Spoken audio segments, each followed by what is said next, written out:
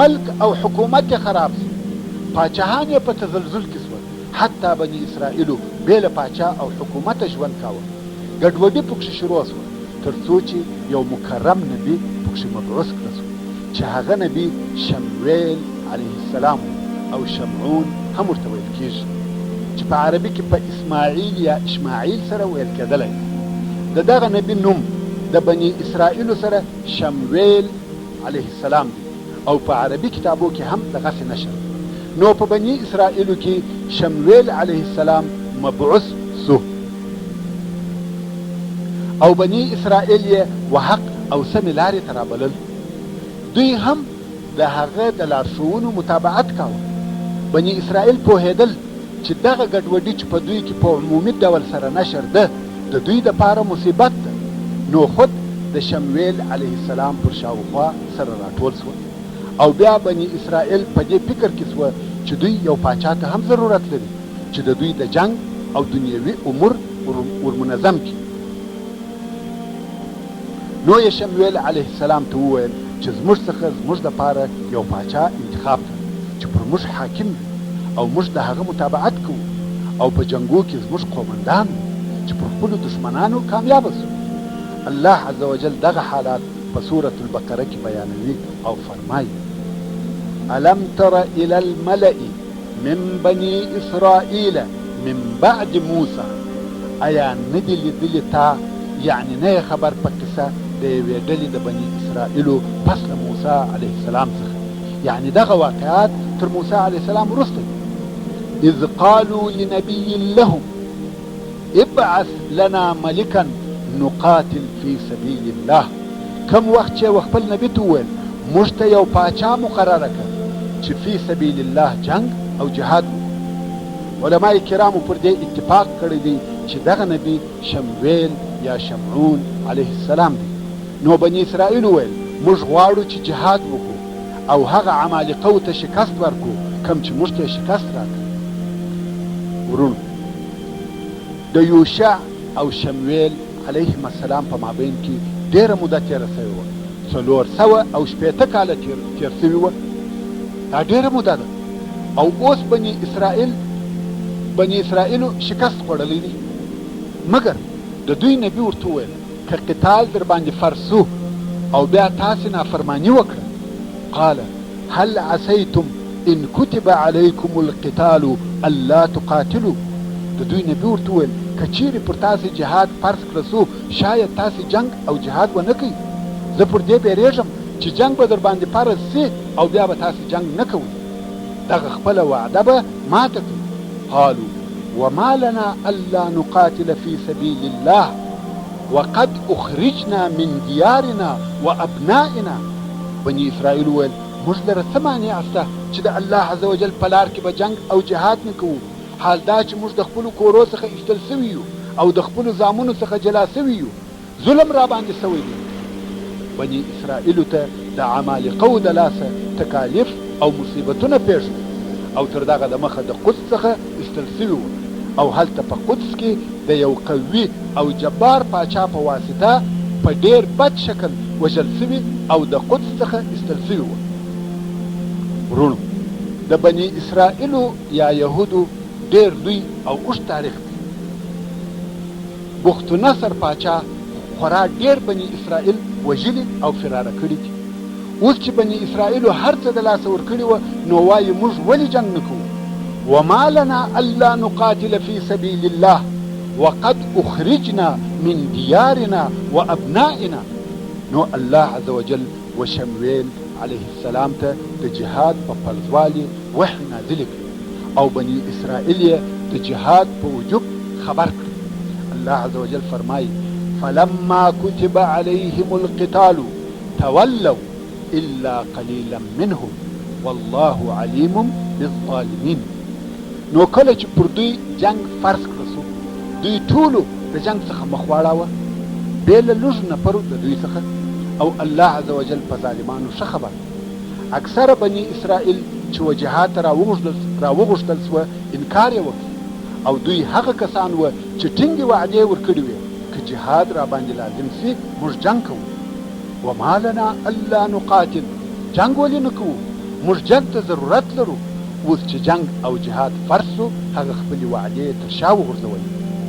نسبت د بني اسرائیلو و شمېر او عدد ته چې په میلیونو نفره وه، اوس د شمویل علیه السلام سره ډېر لږ نفر پاته شول. فقط یو څو زره نفره ورسره دي. په یوه روایت کې وایي چې فقط 8,000 نفره پر هغه خپل عهد ودرېده، چې دا د هغه میلیونو بني اسرائیلو څخه پاته شوه او نورو ټولو خپله وعده ماته کړه. تاسو ته معلومه ده چې بني اسرائیل د مصر څخه 6 لکه نفره راغله او اوس د دوی شمېر و میلیونو ته رسېدلی.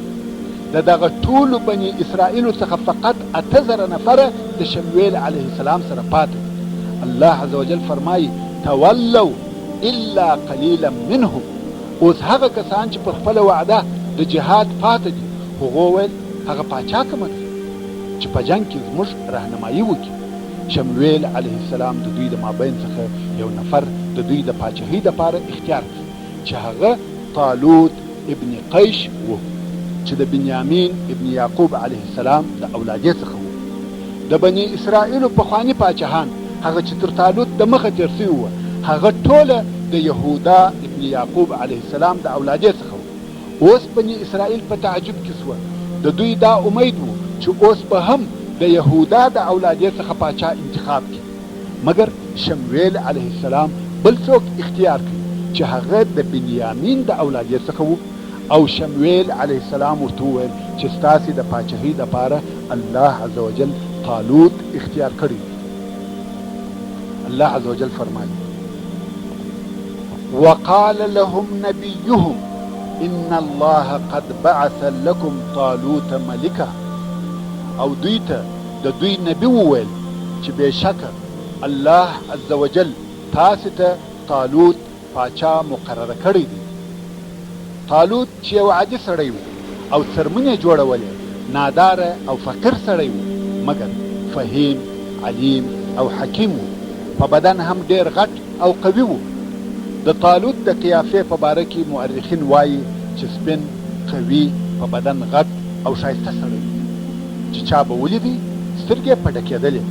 اوس بني اسرائیل وایي دی څنګه زموږ پاچا کېدلی شي؟ قالوا أنا يكون له الملك علينا ونحن أحق بالملك منه. بني اسرائیل وویل دی څنګه پر موږ پاچا کېدلی شي، حال دا چې موږ تر ده په پاچاهۍ سره ډېر مستحق یو. دا چا ویل؟ د یهودا اولادې ویل. هغو ویل پاچاهۍ خو زموږ حق ده، موږ تر ده حقداره یو. پاچاهۍ خو د اوله څخه د یهودا په اولاده کې وه، اوس څنګه د بنیامین و اولادې ته نقل کېږي؟ او هغه نورو پسې زیاته کړه هو طالوت خو مال هم نه لري، فقیر سړی دی، دی څنګه پاچا کېدلی شي؟ ولم یؤت سعة من المال. او دته د مال پراخي هم نه ده ورکړه سوې، نه د یهودا د اولادې څخه دی او نه غني او مالدار دی. دا سړی په پاچاهۍ نه قبلو. د دوی نبی د دوی په جواب کې وویل قال ان الله اصطفاه علیکم. ویل بېشکه چې الله دغه طالوت پر تاسې غوره کړی دی، دا د الله عز وجل اختیار دی. وزاده بسطة فی العلم والجسم. او هغه زیات کړی دی په علم او جسم کې تر تاسې په عقلي او بدني قوت لوړ او زیات دی. والله یؤتي ملکه من یشاء والله واسع علیم. او الله جل جلاله و هر هغه چاته ملک او سلطنت ورکوي کم چې و هغه ته د ورکولو اراده وي. او د الله عز وجل احسان، فضل او رحمت پراخه ده او ښه عالم دی. د خلقو استعداد او مرتبه ورمعلومې دي. بني اسرائیلو دا نکړه قبول، ټوله نه غواړي چې جنګ وکړي. ویل موږ طالوت نه قبلو او موږ څه خبر یو چې ته حق وایې؟ سبحان الله. و خپل نبي ته وایي چې موږ څه خبر یو چې ته حق وایې؟ حتی د نبي د اوامرو اطاعت نه کوي.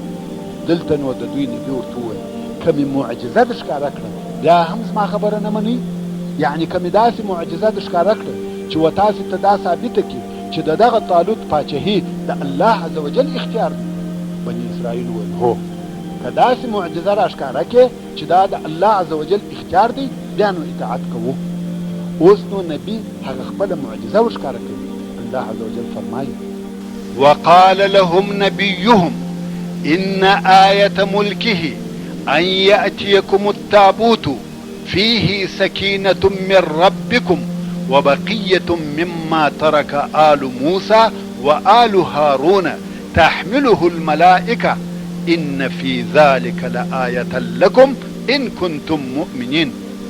او وویل دغه بني اسرائیلو ته نبی د دوی چې د طالوت د پاچهۍ علامه داده چې رابسې تاسې ته هغه تابوت، هغه چې عمالقه درڅخه اخیستی دي، هغه تابوت به درته راسي چې وي به په هغه کې آرام د زړه د طرفه څخه د رب ستاسي، او هغه شیان به پکښې وي چې آل موسی او آل هارون پرې ایښي دي، او دغه صندوق به ملایکو را اخیستی وي. نو بېشکه چې د دغه تابوت په راتللو کې د طالوت پر پاچهي ستاسې دپاره دلیل او معجزه ده که چیرې تاسې مؤمنان باور کوونکي یاست.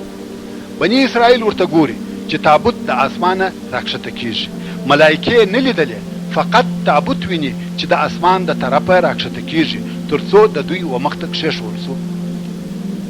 هغه تابوت چې عمالقه په جنګ کې ځینې اخیستی و اوس بیرته و بني اسرائیلو ته پر دغه ډول راوړل سو.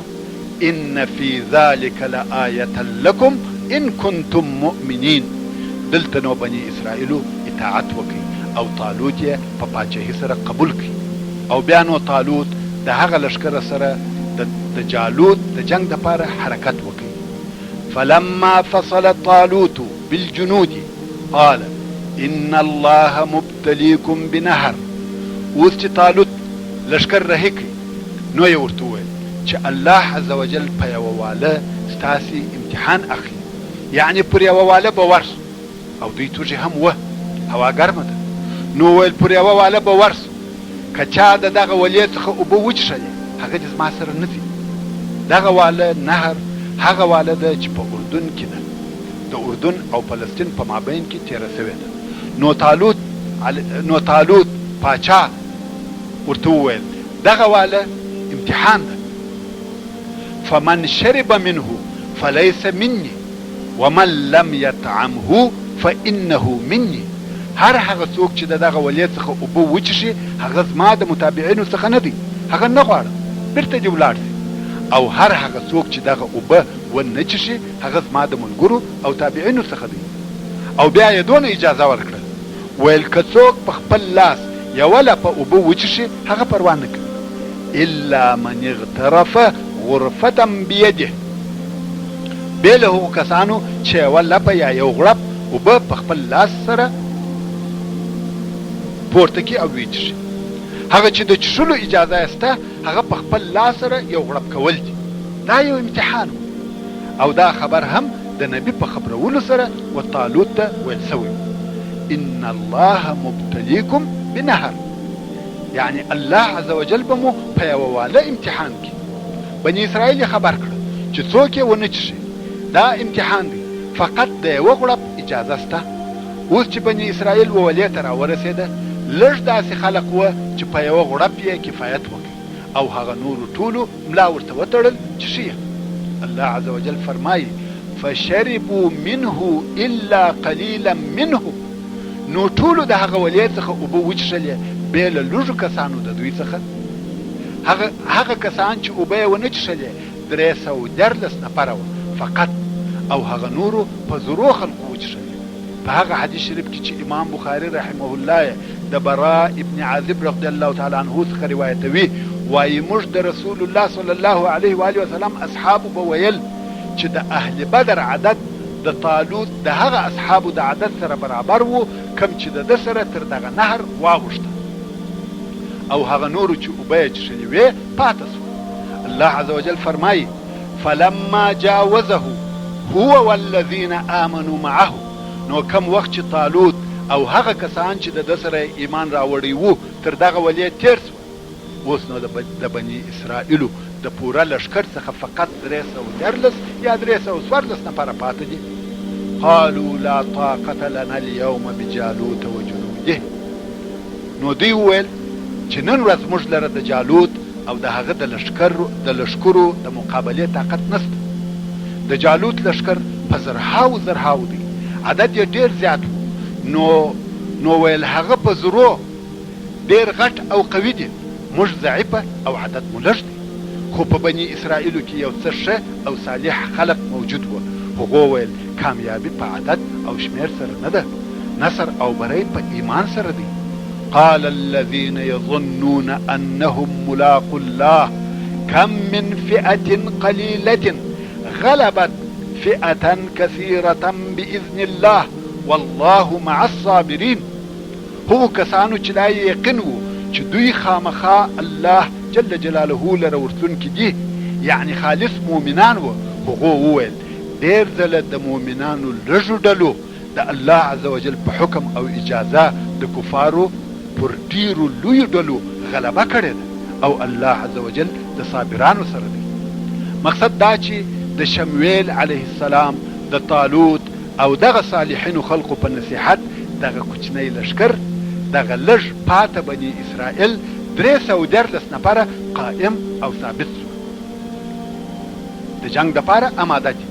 کم وخت چې دوه لشکره سره مخامخ سوه، یو طرف ډېر کوچنی لشکر دی او بل طرف ډېر لوی قوي او مسلح لشکر دی. بني اسرائیل د اسلحې د طرفه هم ضعیفه دي. ولما برزوا لجالوت وجنوده قالوا ربنا افرغ علينا صبرا وثبت اقدامنا وانصرنا على القوم الكافرين. او کله چې دوی د جالوت او د هغه د لشکرو سره د جنگ دپاره راووتل او سره مخامخ سوه، نو دغه مؤمنانو وویل ای زموږ ربه پر موږ صبر نازل کړه او په جنگ کې زموږ قدمونه ثابت کړه او د کافرانو پر قوم زموږ مرسته او کومک وکړه. بیا نو جنگ شروع سو. د جنگ په شروع کې جالوت د مبارزې او پهلوانۍ دپاره میدان ته راووتی. ورونو مبارزه خو مو په سیرت النبي صلی الله علیه و آله وسلم کې درښولې ده چې یو نفر به میدان ته راووتی او د مقابل طرف څخه بیا هم یو نفر غوښتي چې تن په تن یا لاس په لاس جنگ ورسره وکړي. نو اوس جالوت د مبارزې دپاره راووتی او وایي ستاسې د ټولو دپاره زه یوازې کافي یم، یو راځئ چې وژنم. جالوت ډېر غټ او قوي سړی و. د تاریخ علما د جالوت د بدن په غټوالي او قوت کې ډېره مبالغه کوي، خو یقیني خبره دا ده چې جالوت ډېر غټ او قوي و. بزغره او اسلحه پټ دی، په میدان جنگ کې ولاړ دی او وایي څوک جنگ او مبارزه را سره کوي.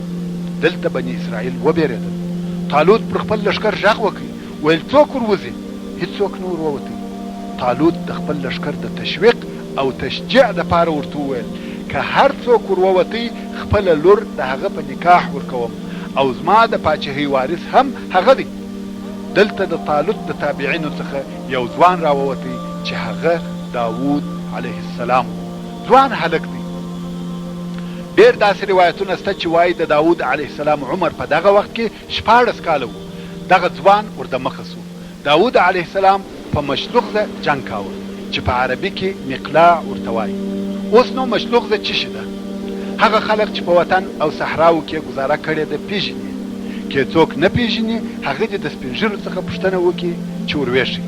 خو زه به دونه قدر ووایم چې مشلوغزه یو تناو دی چې یو سر یې په لاس کې بندیږي او په مابین کې د ټوکر یا څرمنې څخه یوه ټوټه وي چې په هغه کې ډبره ایښول کېږي او د تناو بل سر په لاس کې نیول کېږي.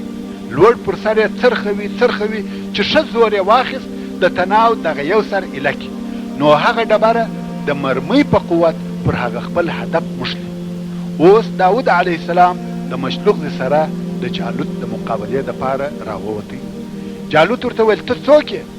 ای هلکه بیرته ولاړ شه، زه نه غواړم چې تا مړ کړم. داود علیه السلام چې نوی ځوان هلک دی ویل زه غواړم چې تا مړ کړم. جالوت هم د ده سره د جنګ کولو دپاره را دمخه سو.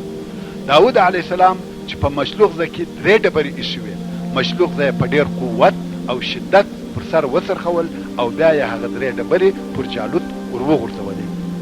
دغه 3 سره ډبرې د جالوت پر تندي وموښتې او تندی خو هغه ځای دی چې ټوله اعصاب دلته سره جمع کېږي.